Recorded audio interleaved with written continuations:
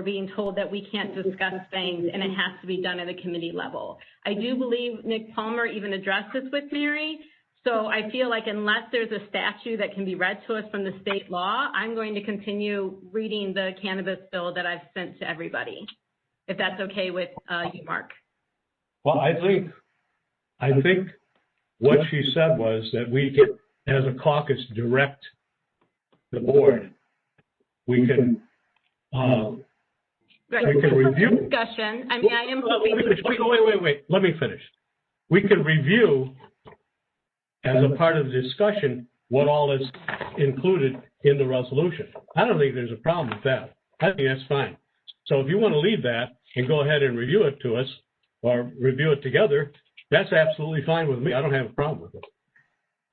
Okay. Well, I will read this through, but I am hoping that there is some type of discussion. We have had in the past discussion on whether this is, anything of this nature would be something we would want to support as Democrats. That's what our Democratic Caucus is for, and that is what I'm asking for here. But I would like to read it into the record so that if there's anyone listening who is at or is at the event in person, that they know what it is that we are about ready to discuss. So please bear with me. It is 4 pages. So it says the resolution of the County Board, Will County, repairing the transgenerational damage done through slavery, the Black Codes, the war on drugs, and mass incarceration in Will County.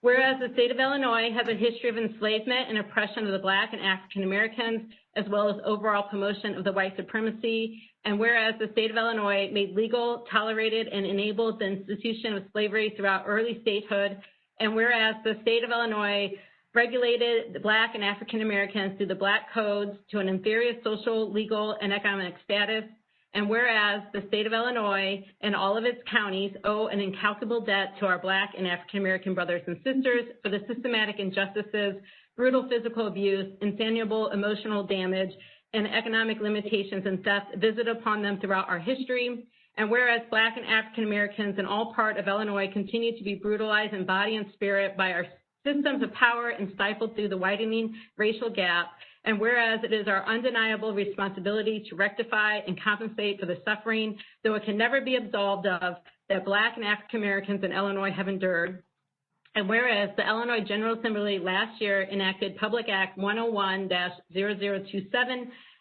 an act concerning the legalization of recreational use of marijuana, the manufacture and sale of it for such use and taxation thereof, which became effective on 1 January 2020, and whereas pursuant to the act, each county government shall receive 8% of the state tax levied within the respected county, and whereas the County Board of the County of Will last year approved an additional 3% in municipal areas and 3.25% in unincorporated, which became effective 1 June 2020 on cannabis sales. And whereas the County of Will received over the course of the first 4 months of the year greater than $26,000 in associated state tax revenue, and whereas the County of Will is home to many victims on the war on drugs and the resulting mass incarceration, and whereas vast social and economic inequalities have resulted in the County of Will from the incarceration of individuals for nonviolent drug offenses, and whereas should any section or provision of this resolution or the proposed committee to repair the transgenerational damage done through slavery, the Black Codes, the war on drugs, and mass incarceration in Will County be declared invalid, that decision shall affect the validity of the shall not affect the validity of the resolution or committee as a whole or any part thereof other than that part that is declared to be invalid. Now, therefore, be it resolved by the board that the committee as proposed is hereby formed. Be it further resolved that the Will County Executive is hereby authorized and directed to take such other and further action as is necessary to effectuate the intent of the foregoing resolution. Be it further resolved that the preamble of this resolution is hereby adopted fully as is set forth within. Herein, this resolution shall be in full force and in effect upon its passage and approvals as provided by law. Section 1. The board hereby declares the County of Will an anti-racist county which strives to value all citizens and residents, be a welcoming place to all people, and examine its own practices that may unintentionally or intentionally exclude, oppress, and deject our value neighbors, particularly Black and African American and other people of color. Section 2, the County of Will hereby acknowledges its share of the blame for the history of racially motivated policies and practices in the state of Illinois, apologizes for the immeasurable harm that these have caused to our most vulnerable, and declares that it stands unequivocally against white supremacy.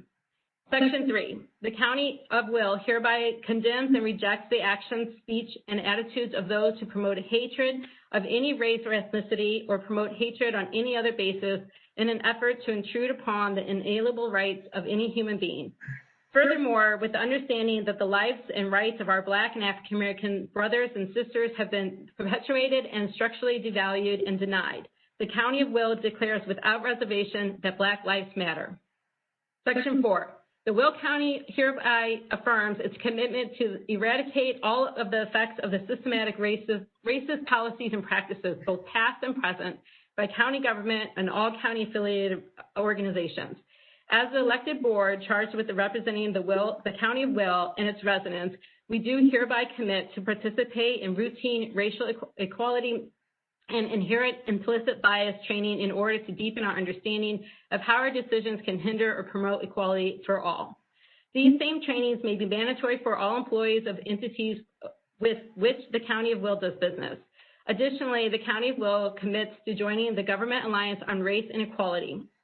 Section 5, the county hereby establishes the committee to repair the transgenerational damage done through slavery, the Black codes, the war on drugs, and mass incarceration in Will County. The purpose of the committee shall be to design and deliver a comprehensive policy to satisfy the intentions laid out in the preceding resolution and to ensure effectiveness and compliance in perpetuity. Section 6, the committee shall be composed of 9 members, all of whom shall be Black or African American. All committee members shall be appointed by the board by a date not to exceed 90 days from the passage of the preceding resolution. 1 committee member shall be selected from the board, and 8 committee members shall be selected from the local community leadership and activism community. Men and women shall at all times serve on the committee in equal proportions. The board shall immediately secure 100% of the state and local tax revenues received through the sale of cannabis for allocation to fund the program to be agreed upon by this committee. The board hereby prohibits the use of any portions of such fund for purposes not approved by a 2/3 majority of the committee. No portion of such funds shall be allocated or spent by the committee prior to receipt of a report of the 2020 tax revenues from cannabis sales. This report shall be delivered by the board to the committee no later than 15 January 2021. Section 8, the board hereby approves a monthly stipend of $500 for each committee member and allocates an annual sum of $54,000 to fund such stipends. No portion of the funds allocated for committee stipends shall be drawn from the tax revenues received through the sale of cannabis, nor may the stipends be financed through any new tax that increases the tax burden on families or individuals living below 210% of the federal poverty level. The allocation of stipend funds shall be subject to automatic annual renewal until such time as the board approves their alteration or elimination by a 2/3 majority vote. Any such approval change to the allocation of stipend funds shall not take effect until the start of the nearest future fiscal year. Section 9, the term of service for any committee member shall not exceed 2 years. No committee member shall serve greater than 2 consecutive terms, nor shall any committee member serve greater than 3 terms overall. In the event of the death, resignation, or removal of the committee member or such member's departure for any reason, the board shall appoint a replacement according to the guidelines laid out in Section 2. No committee shall be left vacant for a period greater than 30 days. Section 10. The board hereby grants and assures all powers and responsibilities here assigned to the committee, as well as any additional powers and responsibilities that shall be deemed necessary for the full and faithful execution of the intent of this document. So that is that. I'd like to point out, I know that some of the language is very bold. I feel that this is something historically that we can do as a county to move our country in the right direction.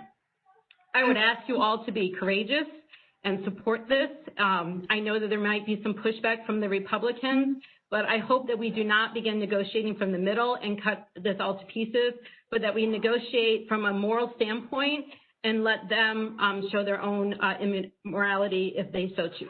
Thank you. Okay. I thought it was going to take longer. You did a good job, Rachel. It's a good thing I'm a fast speaker. Yeah, you did good. Okay, next, other old business. Can we please have members discuss how they feel about that? Oh, sure. I see some hands. Okay. All right, let me get caught up with the hands here. I see Beth Rice is here and on with a hand up. Jackie's got hers. So let's go to Beth Rice first. Beth Rice. Thanks, Mark. Hi, everybody. Rachel, thank you for that resolution. I wholeheartedly support reparations. I have two questions, and I want to be sure it's very clear, not because I am against how it was stated or the policy, but I would just like to know a little bit more. First of all, wondering about the rationale. If I heard correctly, no money collected from the marijuana tax can be used towards the stipend. What is the thinking behind that? Well, the stipend equals $54,000. That's for all 9 members to make $500 a month on this board. Right now, I think our estimated sales tax revenues from cannabis from the state is only about $50,000. So to pay the board out of that money, they would provide any money left for the community. And the idea is that this board would be making decisions where this money would go to best help their community. And there are plenty of other boards and appointments that we have that we pay. There's also some that we don't pay. I mean, I sit on 2 boards we don't pay anything for. But I think it's important to show that the value of the work that needs to be done and the importance of the work by paying our committee members. But we obviously don't want to eat up all the funds just by, basically having stipends for them. Gotcha. That's a pretty good rationale. Secondly, as we move towards a more inclusive world where we learn from each other, understand each other better, wondering what the rationale is that all committee members should be Black. I'm again not challenging that, but wondering if it's not beneficial for it to be a diverse group, or if that's just not appropriate. I'd like to hear your thoughts on that. Yeah, so that's why I believe that the preamble for this is so important, because it's showing not just the history of the war on drugs, where the war on drugs has affected, whites, especially poor whites and Hispanics, Asians, all types. But this is a long history of, that stems from slavery. The fact that our incarceration laws in this country were based off of those in Illinois, which said that you basically lost your freedom if you were incarcerated, creating a new type of slavery. Obviously, then, when people talked about the war on drugs, was a way to enslave people. We've seen this between the differences of prescription opioids versus what we call crack. Why one is, you spend a lifetime in jail, and the other one you can get a slap on the wrist for. So this is, to show a long history of how this has specifically attacked the Black community. So I am, possibly up for negotiation on that if the committee thinks that it needs to be opened up. But this is about trusting that our Black community knows what is best for them. And whereas many of us on this board probably have never been affected by the war on drugs, some of us have never been affected by racism, these decisions are not really ours to make. And I think it would show equality and trust and steps in the right direction to say we fully trust, our Black peers, brothers and sisters, to make the decision for what's best for them, since they were the ones who were harmed. Okay. Thank you very much for your response. Thank you very much for all the work that went into this. And I want to just restate, I'm not against the committee members being all Black. I more just wanted to hear the rationale and the thinking behind it versus the other type of thinking. So thank you very much. Okay, Jackie, you got a hand up. Beth, can you take yours? Thank you. Yeah, just the obvious one, which Beth just asked the question. I'm sure it's illegal to do that. Say that the committee members should be Black, but it just sounds racist. Well, I think it goes back to, like, when we looked at the quotas, we talked about how you can't have a quota unless you first have a disparity study. every disparity study in the world would show that slavery and the war on drugs has affected Black people. I don't think that that's questionable by anyone.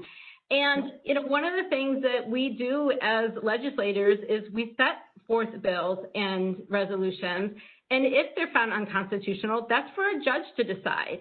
And I think that this is something that we could be bold on and take that step. And if a judge comes back and decides, no, that's not constitutional, then the aspect of the very last part of the preamble that said if any part of this is found unconstitutional, it does not void the rest of it, it just voids that part. So if at that point we had to, you know, rearrange how many members were of what, you know, we could rewrite that aspect. But I think that it's time that we move in this direction. There's been plenty of opportunities out there for whites, and, you know, there was once a time where affirmative action, you know, was fought for very hard. I know that now we're starting to repeal some of those things in different places because equality has been set forth.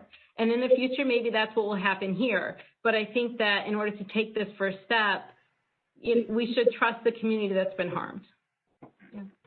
That was my first comment. My second comment is I'm guessing you have asked the speaker to put this on the executive's agenda, the executive committee, sorry. I've spoken with Mimi about it. I don't know if she wants to chime in. I know that Ken had said that at some point on finance, he would not mind hearing this. That is where this initially began because it is tax dollars. So I guess Ken or Mimi, did you want to say anything? I'll be happy to speak for myself. This is Mimi. Certainly, we can put it on finance. We are also starting a diversity and inclusion committee, which Margaret is going to be the chair of, and they're going to have their first meeting next month. So if Ken feels strongly that he wants it in finance, I'd be happy to move forward with that because I think that was kind of the first discussion, but it might make sense to also put it on diversity and inclusion committee. Or even a policy committee. So yeah, you've got lots of options there. I just wondered what direction you were going to go in. Happy to talk to the committee chairs and get their opinion as far as that goes. What do they do? An ad hoc for just this? Think about it. Anyway, Meta, you're next. What's up? Thanks, Mark. I had some of the same questions that Jackie did about what direction Rachel was wanting to go with this. I also want to find out from our state's attorney, you know, how much of this they think are we going to be, you know, what are we within our legalities on these things? I am not at all against about some form of reparations. I don't know if it looks like this, but I'm not against the concept and coming up with a way to make that happen. I think that there's lots of ways to provide reparations that don't look exactly like this. So, but I'm open to hearing what the rest of our board has to say about it. So, thanks. Okay, any other questions or any other points wanted to be made by caucus members?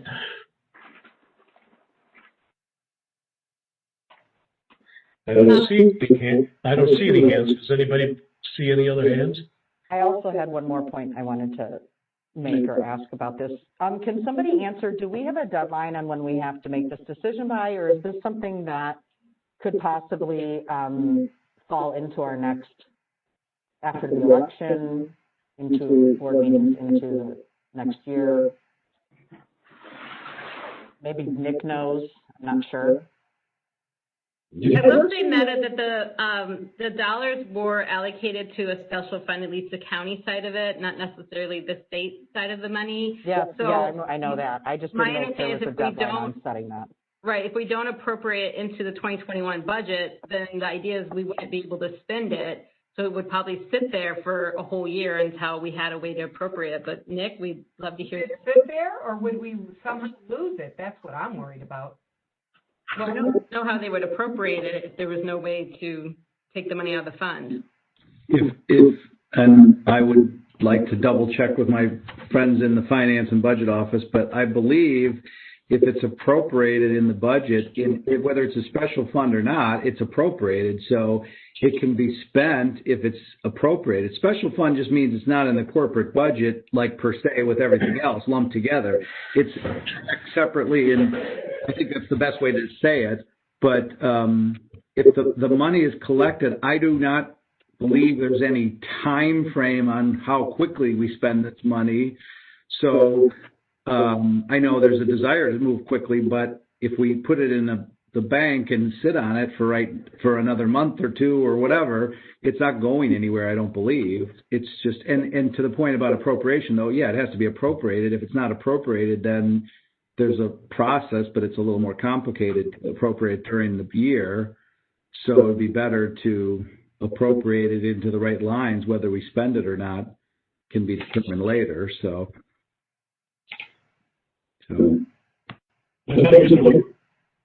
Yeah, that's what I was. I don't believe so. I mean, this isn't like a grant fund where it's like you have a term for the money. I mean, the county portion, the last finance report, we don't even have any dollars being tracked in there yet. I mean, we've just got the state allocation, which I think was $45,000. That's all we've got as of September 2020. So there's $45,036.02. That's what's in the last finance committee reported out. So, and the county option is not showing any money yet. So I think we have time to decide how to spend it, how the board as a whole decides to spend it. But I mean, if you want to put it in the next year's budget, you have to put it in before we pass it in November. So if you want to allocate it and start to spend it. I have another question. They frequently talk about what our authority is, and this came up today in the Legislative and Policy Committee. Like, we don't have certain authorities because the state hasn't allowed us to have those authorities. Mary, can you speak to our authority as it pertains to this tax money? Do we have the ability to create a committee and pay people to be on such a committee? Not that I'm aware of. You also you can't delegate your appropriation authority to another committee either. The county board has to appropriate the money, so. So could we have an advisory committee that advised the board? Sure you can. And as to the issue of payment to them, frankly, I'm a little jealous. I'd like to be on that committee, but I guess if I'm not black, I can't, because that committee is going to pay a whole lot better than being on this county board. But do we have the authority to actually pay people to be on such a committee? I would have to research that a little. I have never been asked that question, so maybe, I don't know. Okay, but you're saying we could have an advisory committee? Yeah, we've had advisory committees before. Okay, thank you. And I'm changing the language to say, or add a section there at the end that says the committee will then advise the county. But I would like to point out that, part of this is a transfer of power. The status quo, and we've had many opportunities as privileged individuals to decide what happens with everyone else. So this is a chance to share in the power and trust. And while mental health care and the Sheriff's Department and the Health Department and education on drugs, I think are all very important, there's a lot of money that is already going to those services, whether it's appropriated directly from our budget, from even the CARES Act has things in there for that, United Way, nonprofits, et cetera. This money is not coming from any existing pots right now. Nobody's going to miss this money if we moved it over. So, doing it in the beginning, it makes a difference because it may be small amounts now, which really, if it's such a small amount, why would we argue over such a small amount? But long term, if we look at the way that alcohol is sold today on every gas station corner, there's a potential for this money to grow and could really, be beneficial to the communities that's harmed. The last point that I will make is that the community members who I worked on this bill with some of them are here on the call today, so I don't know if Mark is willing to have them discuss anything before we move into the rest of our business, but they are interested in having a press conference. We would like the Democrats to join us as a whole. We would like this to be a show of force of our entire caucus coming forward and saying we feel that this is the next step and that, as it said in the resolution, that Black lives do matter. And instead of just standing on the side of the street corner with a sign chanting that we are actually going to take some very real steps to try and move our country in that direction. So I would like to know if people are interested in joining us for that press conference or if we should plan it alone.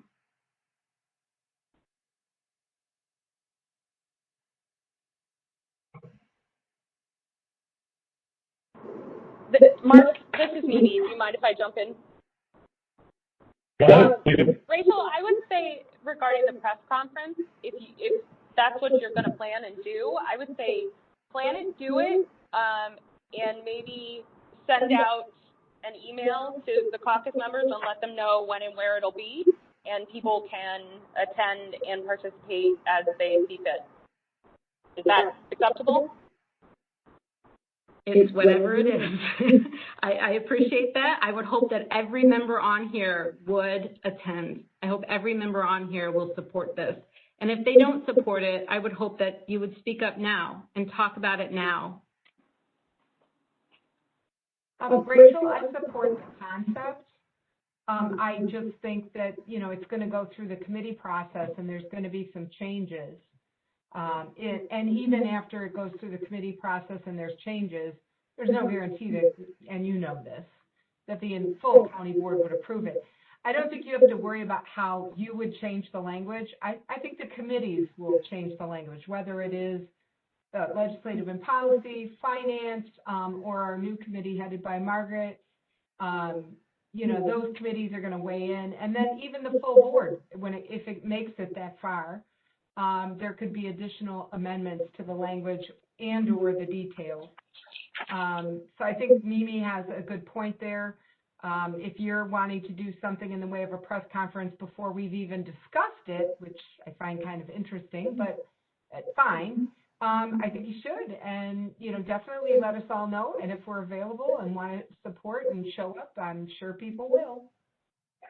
I think the idea is that whatever committee it first gets assigned to, we would want to set the press conference a few days before that so that the public understands that this is happening. So if the public wanted to attend that committee meeting, just like any other event where, I mean, think of all the times that we've gotten a million emails about some issue that's going to be on the committee that an organization, you know, sent that information out. So that's what it's about. It's not about undercutting. That's why I said it would be really nice if we came together as a force, saying that, you know, we all supported this and then we'll be discussing at this committee. We encourage the public to come out and join us. That's the intent of it. Thanks.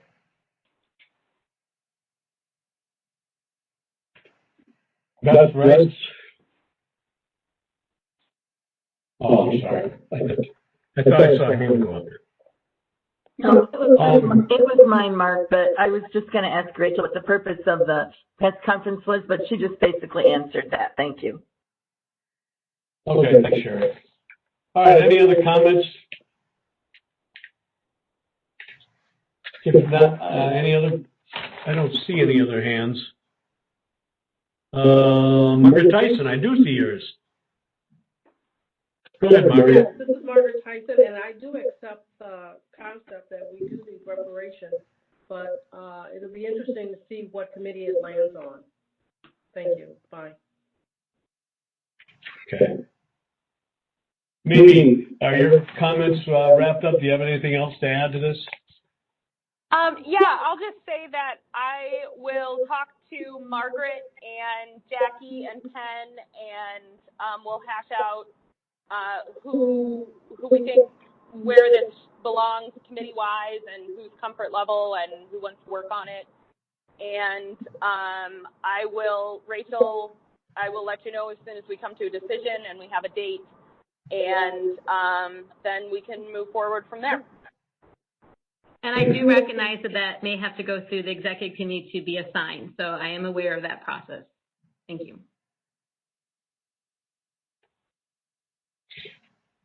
Okay, if there's no other. Mark, I had a late hand. I'm sorry. Oh, go ahead. There's a late hand. Yeah. Oh, Edna? Yeah, I was late raising my hand. Sure, I'm sorry, I missed you. No, I was late. I'm sorry.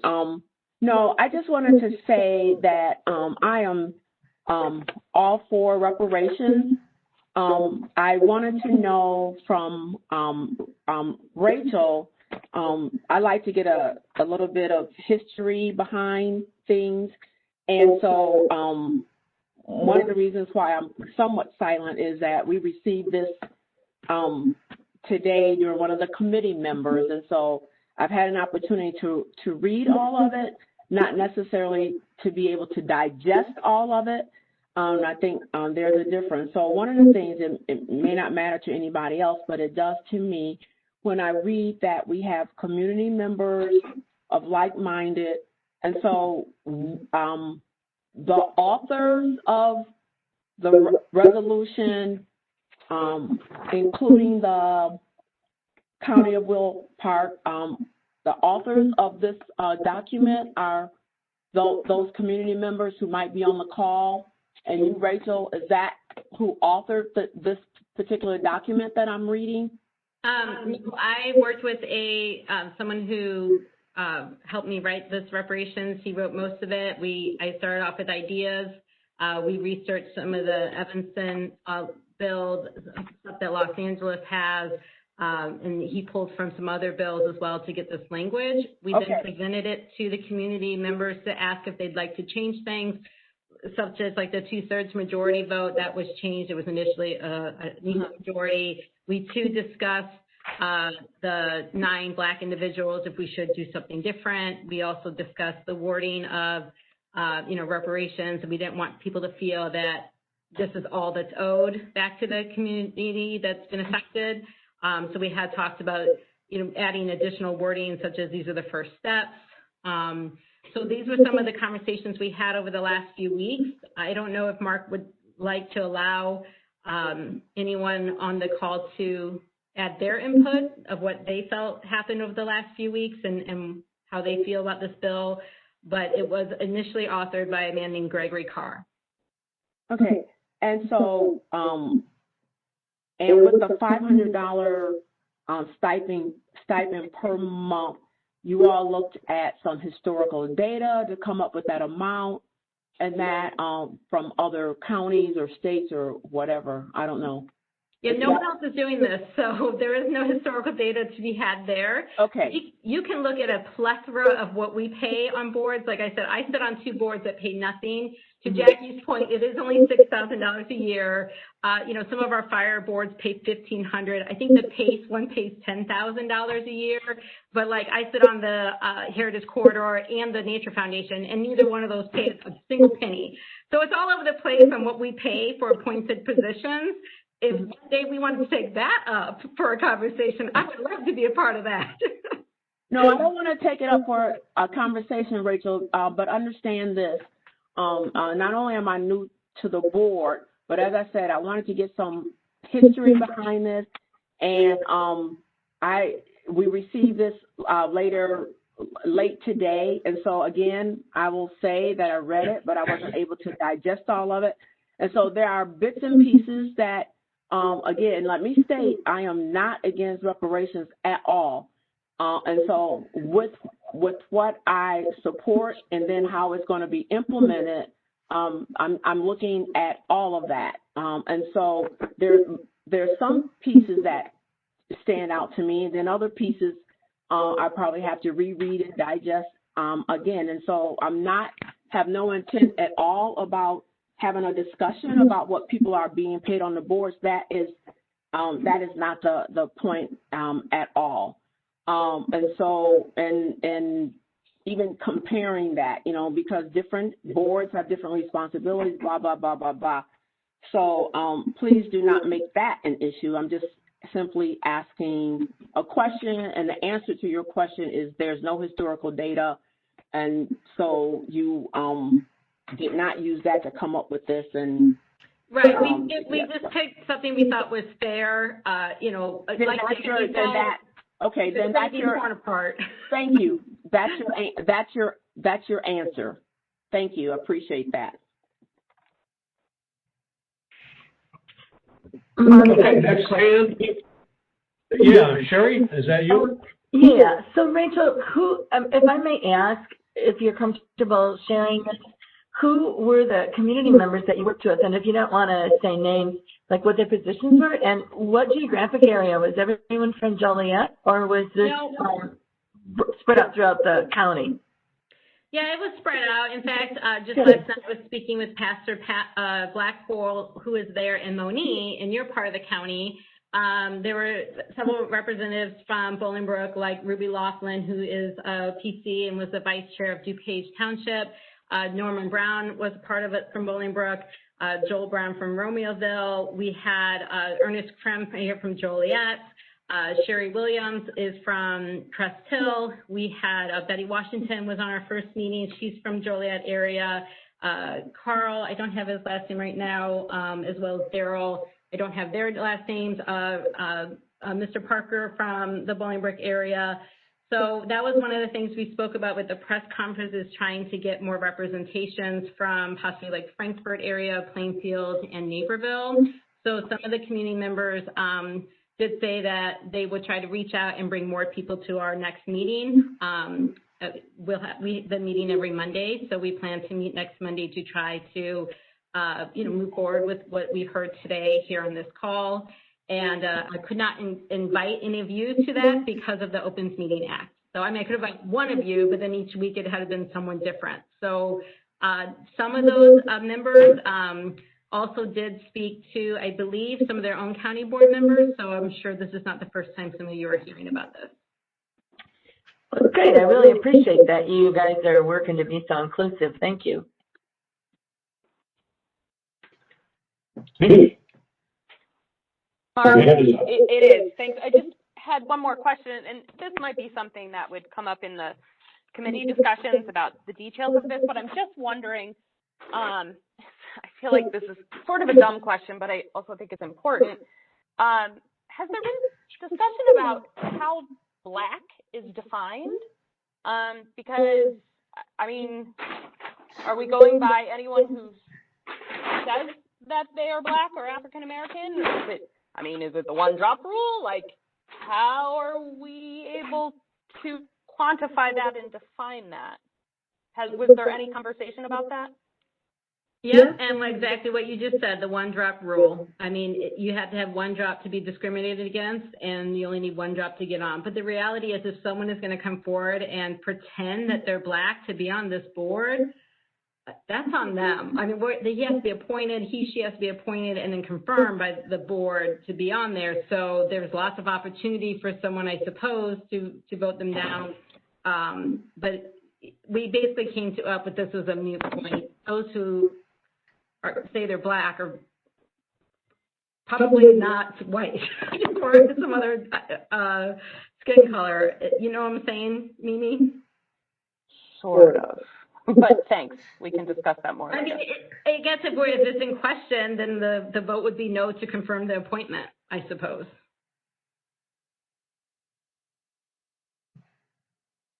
Okay, thanks. Okay, anybody else from here? All right. In our opening statement before we started the meeting, the public is invited to comment or pose a question by email at publiccomments@willcountyillinois.com. And at the public comments portion of the meeting, emails will be read into the record. Please go to www, of course, to get a link to the meeting, but everybody that's here has already done something like that. Let's move on. So that's mean at the end of the meeting, you won't be allowing them to speak during public comment? Well, Mark, I have one more question too, or maybe a suggestion. Just because there's a number of participants on here, I would urge them to contact their county board members. I know from Rachel and just from looking at the people that are participating today that there's several citizens from Bolingbrook, and yet I've heard absolutely nothing from any one of my 55,000 constituents.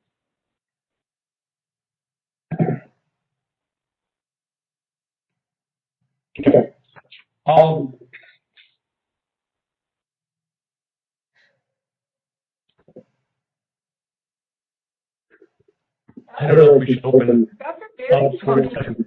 I mean, is the question about making I don't have public comment at the end? Why can't people make public comment at the end if they send an email? Can they just do both? You Yeah. have to allow public comment at the end. Right, of course, At the that's end, fine, okay. yeah. Sure. Okay, I just was answering Rachel's question earlier about were people going to be able to make public comment still, of course. Okay. Yes. Yes. All right. Any other immediate comments by anybody on the caucus here? Any more hands? Let's put it that way. Anybody? Okay, let's move on to other new business, other old business, and we have nothing listed.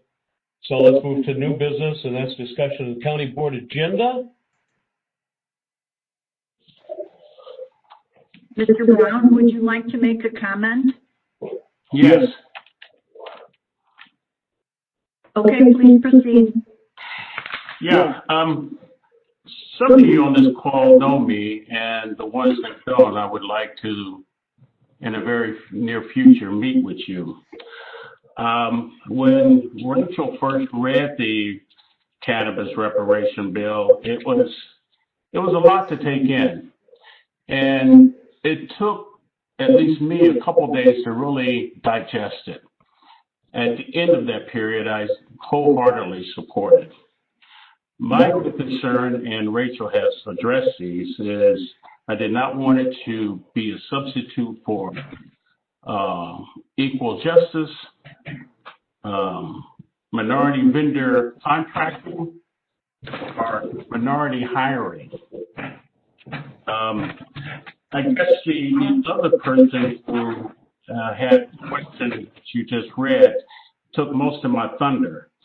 And I would also say that I have personally talked to several county board members about this, more or less encouraging them to be open-minded. And Jackie, no, I have not talked to you, but you were next on my list. So you won't escape me. The other person also asked, if not now, then when? And if not now, why not? I think those are some questions that each of you would have to address in determining your support. So I hope that you all support it, get behind it, work with Rachel to see this thing to fruition. Thank you, Mark. Thank you. Anybody else? No? We have Joel Brown. Would you like to comment?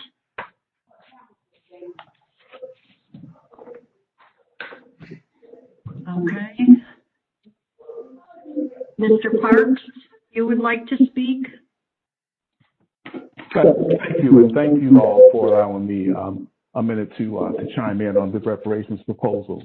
I think some clarity in thought needs to be brought into this. Tonight, I was hoping that I would get a temperature check of the success of even the notion of having this brought through caucus or committee or however, I guess it doesn't matter to me how it's brought before the board.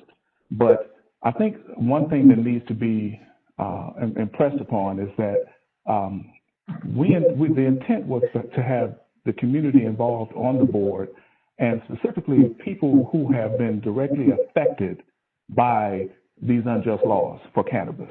And so, and the second point I want to make is I think I heard someone mention that there are a lot of ways we can do reparations and that don't look like this, but I feel that the time is now. And time after time, efforts like this come up, and we kind of let it go. Let's push it back to the next meeting, to the next meeting, to the next meeting, and then you look up and it fades away. And we don't want that for this. We don't want, this is not the time or the place or the time of our lives to have this thing go away. And again, I'll call out my favorite, Jackie. I'll say to you too, we had a conversation about someone else And I thought at that point I mentioned to you what was going on here. If I didn't, I apologize. But I never want to see anybody blindsided for this. But we can talk offline about that. But now, if we don't do this now, then when are we going to do it? And I think the fact that we want to have a press conference only puts it out front. It puts it in your face, right? And that's who we are. We want to get it out there so people realize what's going on. So I'm cautiously optimistic about what I'm hearing from my Democrats on this call. Thank you.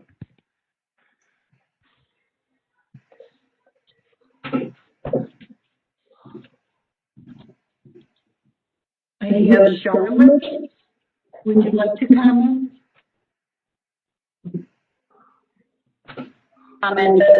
Her daughter Patty Drugan wants to comment as well, okay? All right. So my name is Charlotte Drugan, and I live in Bolingbrook, but I'm the lay community minister for the Universalist Unitarian Church of Joliet, and I support this bill wholeheartedly. And at the moment, I view my responsibility to work with educating the white people in our congregation so that they will come to be supporting it, and anybody else that's interested in working on white issues, because this is a white problem also. Thank you. I thought the meeting was great. Thank you, Rachel, and I'll stay tuned in. Hi, my name is Patty Drugan. I also live in Bolingbrook. I just wanted to take this opportunity to thank everyone that's sitting on the board for even hearing it and entertaining it. And I would also like to thank all of the people that we've been working with on making this happen. I just want to, we are really on a precipice right now. We are at a crossroads in America. I think that we can actually look towards the children that are out on these streets protesting the violence against our Black brothers and sisters, as well as the wrongful incarceration of a ton of our brothers and sisters, and not only the Black folks, but the Latino folks, as well as the small portion of white folks. But it adversely affects the Black community, I would believe 10 to 9% per one. So I want to thank all of you guys for listening. I implore you, it is up to us to make this happen. Right here in Will County, we can set the standard for the rest of this country. I am hoping and I am praying that all of the board members on here will not only support this effort, and for all of my brothers that just made the comments that you made, it's been past time. Time is up. We need to get this done now. There's violence going on out on these streets, and what a better way to try and rein it in than to talk about repairing the damage that has been done. So thank you again. I appreciate all of you guys, and I hope that we will be able to get your support and get you out to our, hopefully to get out for when we go out and do this live on television.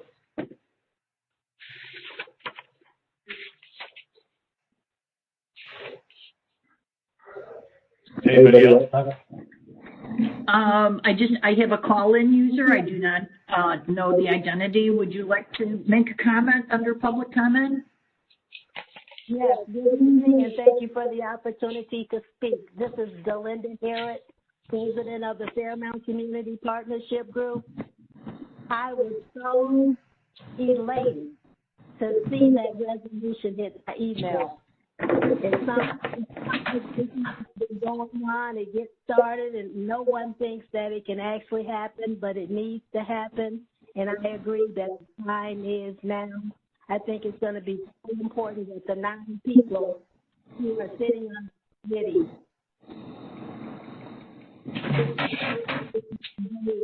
for this to have an impact all over all communities that have been affected.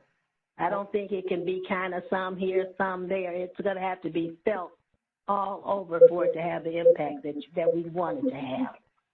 But thank you for inviting me to the call. Okay, is that it, Beth? Yes, Mark, that's all I have. All right.